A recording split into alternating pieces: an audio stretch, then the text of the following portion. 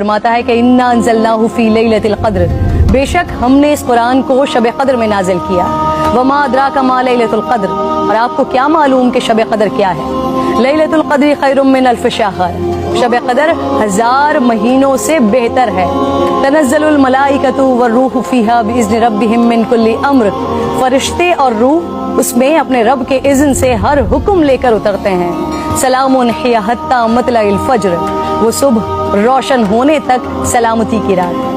हुजूर नबी करीम सल्लल्लाहु अलैहि वसल्लम ने इरशाद फरमाया, शब क़द्र को जिब्राइल अमीन फरिश्तों के झुरमट में जमीन पर उतर आते हैं।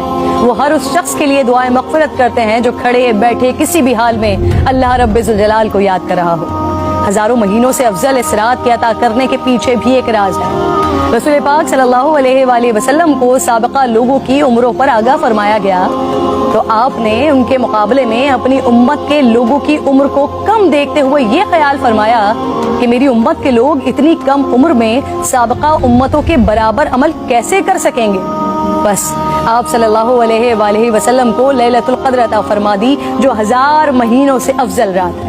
लेकिन वो रात कौन सी है, इस अजीम रात को कहाँ तलाश किया जाए, इस पर रिसालत माब सल्लल्लाहु अलैहि वसल्लम ने फरमाया, लैलतुल क़द्र को रमज़ान के आखिरी अशरे की ताक रातों में तलाश करो। इस रात के मख्फी रखने में भी हिकमतें हैं नाज़रीन।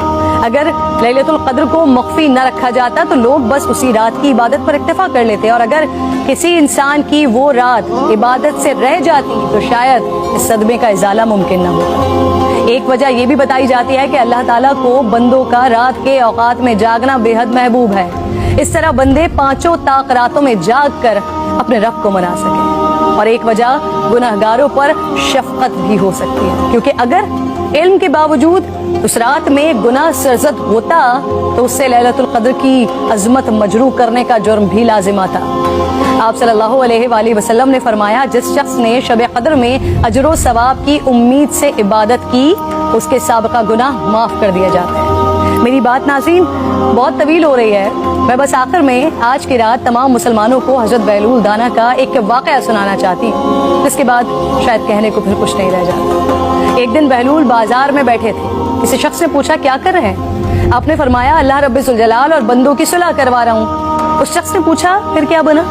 आपने फरमाया, अल्लाह तो मान रहा है, बंदे नहीं मान रहे। अल्लाहु अकबर। फिर कुछ अरसे बाद उसी शख्स ने हजरत बहलूल दाना को कब्रिस्तान में देखा तो पूछा, क्या कर रहे हैं? बहलूल ने फरमाया, अल्लाह और बंदों की सुलह करवा रहा हूँ। उस शख्स ने पूछा, फिर क्या बना?